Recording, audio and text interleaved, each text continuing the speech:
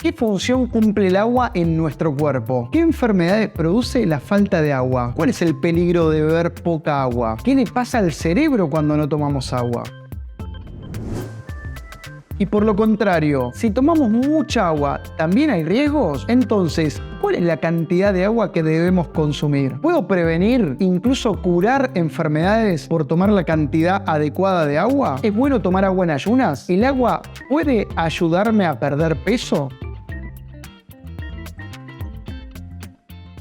Y vamos a hablar todo sobre el agua, vamos a contestar estas preguntas y algunas otras. Vamos a dividir este video en 5 grandes partes y algunos agregados. Principalmente vamos a ir viendo en diferentes regiones, en diferentes órganos, cómo actúa el agua. Después vamos a ver qué pasa cuando tomamos poca agua y nos deshidratamos. Por lo tanto, deshidrataciones leves hasta las complicaciones más severas. Vamos a ver lo contrario, cuando nos sobrehidratamos. También vamos a ver qué enfermedades se curan por el agua y vamos a ver cuánta es la cantidad adecuada que hay que tomar. Y como siempre te decimos, compartilo, dale like, sobre todo compartilo con algún amigo, algún familiar que sabés que toma poca agua, porque va a haber mucha información que le va a ayudar a mejorar su salud. Vas a ver que saber tomar agua de la forma correcta puede cambiar tu vida. Ahora sí, arrancamos con la primera parte y vamos a ir viendo en diferentes regiones cómo va actuando el agua y cómo nos va mejorando. Por ejemplo, en la piel, los pacientes que tienen deshidratación tienen una piel mucho más frágil, más vulnerable, una piel mucho más pálida, una piel con más arrugas, con más ojeras. En las articulaciones va a ayudar en los cartílagos, va a ayudar en el líquido que hay en las articulaciones, por lo tanto va a lubricar mejor, por lo tanto vamos a tener más lubricación, menos dolor, menos lesiones en las articulaciones. Lo mismo, por ejemplo, ocurre en los discos intercostales entre las vértebras. A nivel de la sangre, en la sangre, acordate, en el sistema cardiovascular tenemos ahí el corazón bombeando la sangre y la sangre yendo en las arterias hacia los tejidos y viniendo por las venas hacia el corazón, y también está el sistema linfático. Adentro de esas arterias y esas venas están los glóbulos rojos, blancos, plaquetas con sus funciones, y a su vez está el plasma, que es prácticamente agua con un montón de micronutrientes y macronutrientes, sales, un montón de nutrientes que van hacia los tejidos, y también hay sustancias de desecho que pueden ir hacia el pulmón, hacia el corazón, hacia los riñones, hacia el hígado. El agua forma parte de la termorregulación, o sea, de la regulación de la temperatura. En esta regulación están implicados muchos actores, como por ejemplo el cerebro, también el sistema cardiovascular en sí, con las arterias dilatándose o contrayéndose, por ejemplo, y el agua también forma parte, por ejemplo, con la transpiración, porque en nuestro cuerpo se genera constantemente calor, producto del metabolismo y un montón de funciones, y ese calor lo tenemos que disipar, lo tenemos que exteriorizar. Por eso existen muchos mecanismos. En algunos de ellos está el agua implicada. A nivel de la boca y el tubo digestivo, en la boca generando saliva, que es el inicio de la digestión. En la boca también va a ayudar, cuando tenemos buena hidratación, a disminuir el riesgo de tener caries. En lo que es el aparato gastrointestinal, en la parte intestinal, el tener una buena hidratación nos va a prevenir la constipación, también nos va a prevenir la acidez estomacal. A nivel del riñón es fundamental, porque ayuda al riñón a eliminar las toxinas. Una de las principales funciones del riñón es eliminar toxinas, pero no las puede eliminar solas, se eliminan con un transporte que es el agua. Por eso siempre hay una mínima dureza, y yo puedo no tomar nada de agua, pero algo de orina voy a generar para eliminar esas sustancias. Ahí tiene gran importancia el agua. Por lo tanto, si hay deshidratación en este riñón, voy a tener mucha más predisposición de lo que llaman litiasis renal, de cálculos de piedras en el riñón, porque se agrupan mucho más fácil los minerales y precipitan más fácil, y generando un dolor muy característico. También, si hay deshidratación, puede predisponerse a lo que son infecciones como la infección del tracto urinario. Y en casos más graves, cuando hay deshidratación, puede fallar el riñón y darnos lo que se llama insuficiencia renal. A nivel de los pulmones, se puede generar mucho más fácil el moco, y eso puede ayudar a prevenir infecciones, nos va a ayudar a prevenir reacciones más de tipo alérgicos, asmáticos. A nivel del sistema nervioso central va a ser muy importante para un buen manejo de las neuronas, a su vez de los neurotransmisores que sirven para las señales entre estas neuronas, que son las famosas sinapsis, y por lo tanto voy a tener una buena energía, un buen manejo a nivel neurológico. Cuando hay deshidratación, ya puede haber alteraciones en la concentración, en la memoria, en la comprensión. Por ejemplo, si tengo una deshidratación leve, voy a tener alteradas capacidades cognitivas, de razonamientos numéricos, en la memoria a corto plazo, en el humor, incluso funciones motoras. Si esto avanza, voy a tener ya alteraciones más graves, se van a incrementar estas alteraciones, hasta incluso empiezo a tener mucha más confusión, mucha más desorientación y hasta en casos mucho más graves ya una pérdida absoluta de la conciencia. A nivel del músculo esquelético, voy a tener mucha más eficiencia, eficacia, voy a tener energía, fuerza, resistencia. Ya con poco porcentaje de deshidratación puedo estar perdiendo gran capacidad muscular. Esto es muy común en los atletas de diversas especialidades y se tiene muy en cuenta todos los equipos que ayudan a los atletas de élite, porque el estar mal hidratado va en detrimento del rendimiento y por lo tanto va a ser uno de los culpables de el éxito o el fracaso en alguna disciplina. Y hasta incluso estar bien hidratado nos puede ayudar a bajar de peso, porque puede mejorar nuestro metabolismo y al mismo tiempo el tomar agua va a ayudar a tener más saciedad. Por eso en muchos planes de alimentación, muchos especialistas recomiendan previo a cada comida un buen vaso de agua para llegar con menos hambre al primer bocado. Incluso muchos también en las primeras horas de la mañana, que ya lo vamos a ver más adelante, recomiendan un muy buen vaso de agua también para arrancar con mucha menos hambre. Ahora sí, pasamos a los signos de deshidratación. En los casos leves vas a encontrar una piel más pálida, más seca, puedes encontrar la boca y la lengua bien secas. Hay en la piel un signo que se llama el signo del pliegue, que cuando uno hace un pliegue en la piel tarda en volver, sobre todo es muy común en pacientes añosos. Puede haber en algunos casos mal aliento, dolor de cabeza o cefalea, calambres, se activa el mecanismo de la sed, voy a encontrar una orina oscura porque está más concentrada, porque elimino la cantidad justa de agua. Cuando esta deshidratación progresa en el tiempo y se hace más grave, pueden haber complicaciones mucho más serias. Por ejemplo, que algo adelantamos con el tema del riñón. Como está habiendo poco líquido en ese riñón,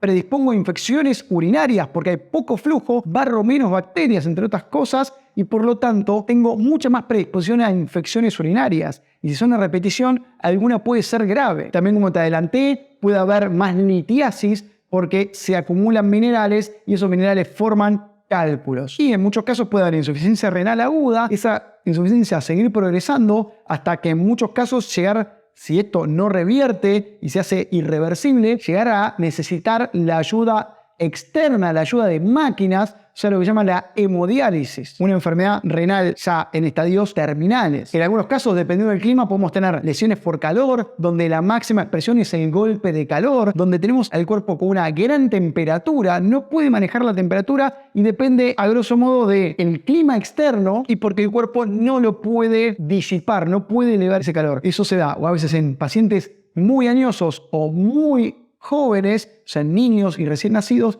que no pueden manejar ese calor y que están expuestos a temperaturas elevadas. También ocurre en pacientes jóvenes que tienen bien sus mecanismos, pero que están, por ejemplo, expuestos a gran calor, a actividades físicas muchas veces en climas muy calurosos. Y tiene muchos síntomas, pero por ejemplo vamos a tener frecuencia respiratoria muy alta, frecuencia cardíaca muy alta, pueden tener la piel muy seca o en algunos casos con una transpiración. Muchas de estas alteraciones neurológicas pueden llevar a convulsiones y en casos más graves la muerte. Otra de las opciones, tanto que sean secundarios a este golpe de calor o por la deshidratación propia de otra causa, puedo tener un montón de alteraciones neurológicas como veníamos comentando y en algunos casos, tanto por el golpe de calor o sin ser golpe de calor y una deshidratación grave, nos puede llegar al shock hipovolémico. ¿Qué quiere decir? Que hay tan poco líquido que nuestra presión baja tanto, por lo tanto no llega la cantidad de sangre necesaria a todos los tejidos y por lo tanto empiezan a fallar. A lo largo de ese shock me voy yendo a lo que se llama la falla multiorgánica. Es un cuadro muy grave y que si no se lo trata y no se hidrata ese paciente puede llegar a la muerte. Para terminar los signos de deshidratación, te digo que también en base a la edad puede variar un poco. Por ejemplo, en los niños recién nacidos o muy chicos puede haber llantos sin lágrimas, puede haber que mojen el pañal muy tardíamente, o sea, tarden mucho en mojar el pañal, pueden estar o muy irritables o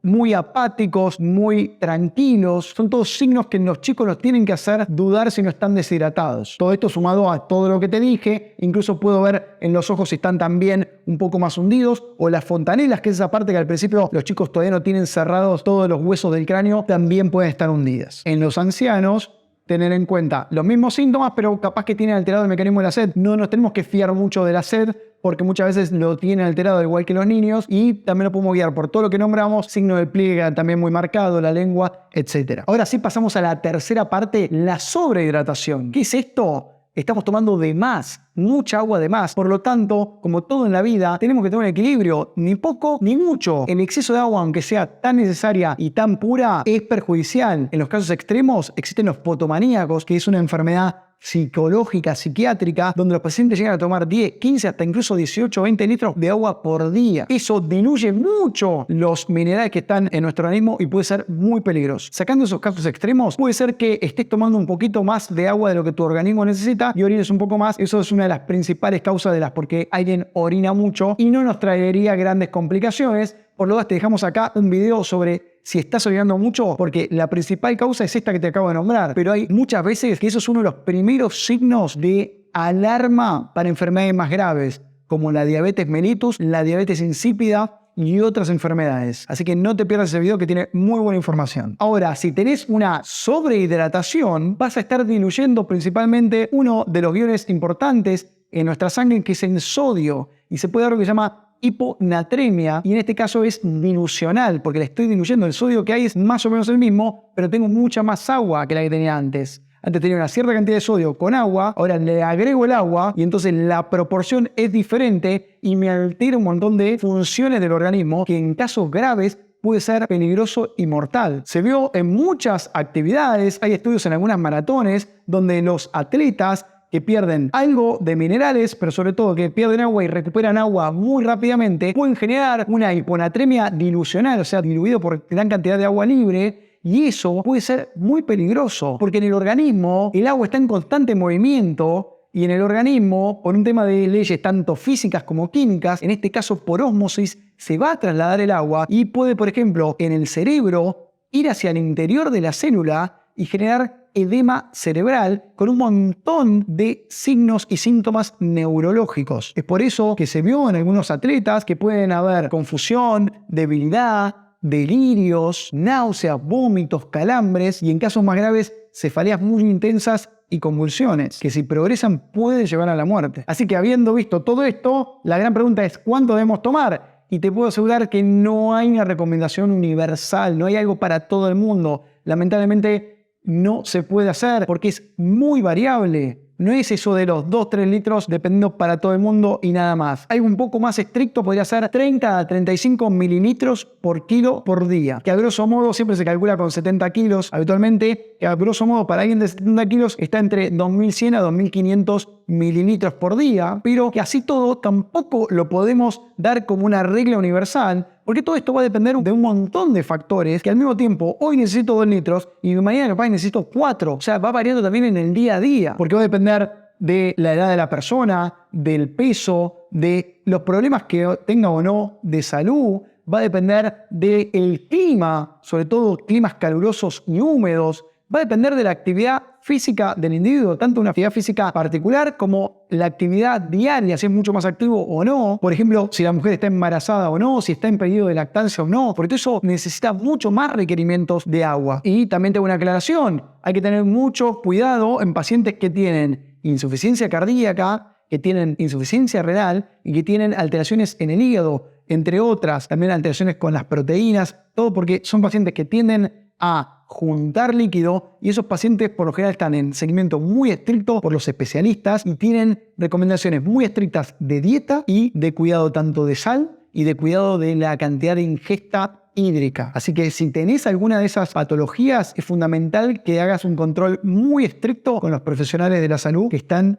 siguiéndote. Otra aclaración, porque a veces hay dudas si tomar o no agua al dormir, o sea, antes de ir a dormir. Lo lógico, tener algún vaso cerca de la cama o tomar un traguito antes de ir a dormir, pero no abusar de grandes cantidades de agua a la noche, porque va a hacer que te levantes muchas veces durante la noche y eso sí te va a traer un sueño alterado, porque el despertarse muchas veces durante la noche te va a alterar el sueño, vas a tener un sueño de peor calidad. Como máximo una vez por noche, tope 2, sobre todo sos paciente añoso, pero si no, lo ideal sería no despertarse durante la noche para tener un sueño bien completo. Tengo otra aclaración, Si ya más o menos calculaste cuánta agua querés consumir por día, ya con tu especialista, con tu profesional de la salud, trata de llevar un conteo un poco más exacto con alguna aplicación o con algún libro o en alguna hoja, porque tendemos a sobredimensionar. Pensamos que tomamos más agua de la que en realidad tomamos. Tendemos mucho más a deshidratarnos que a sobrehidratarnos. Y te hago otra aclaración con respecto a bebidas. Siempre acá estamos hablando del agua, lo fundamental, con lo que nos tenemos que hidratar. Es algo muy excepcional tomar alguna bebida, alguna gaseosa, alguna bebida cola. Eso tiene que ser muy excepcional. Hasta incluso aunque me digas que es cero